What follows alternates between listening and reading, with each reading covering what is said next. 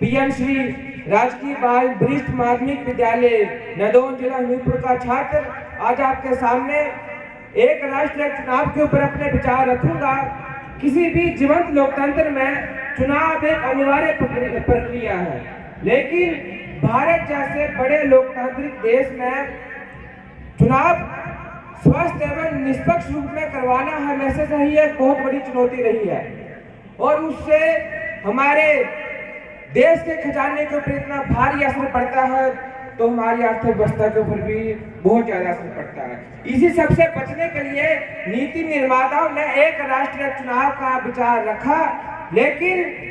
हमें इसकी जानकारी होनी चाहिए कि इसके पक्ष और विपक्ष में क्या तर्क दिए जा रहे हैं। एक राष्ट्र एक चुनाव जो है वो कोई एक अनूठा प्रयास नहीं है। इससे पहले भी 1952 से लेकर 1967 तक जितने भी चुनाव किए वो एक साथ हुए। राज्य की विधानसभा और लोकसभा का चुनाव एक साथ करवाए गए, लेकिन यह पैटर्न तब टूट गया जब 1968 और 1969 के बीच राज्य की विधानसभा कुछ ऐड हुई, कुछ कटी, उनकी वजह से दोबारा इलेक्शन करवाने पड़े और 1971 में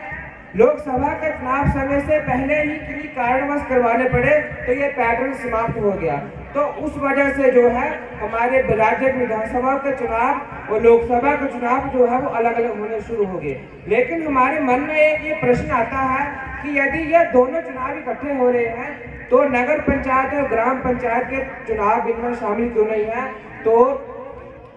जो जेपीसी कमेटी है उसके पास जो ये गया है, उन्होंने बोला कि एक राष्ट्रीय चुनाव में राज्य की विधानसभा के चुनाव और लोकसभा के चुनाव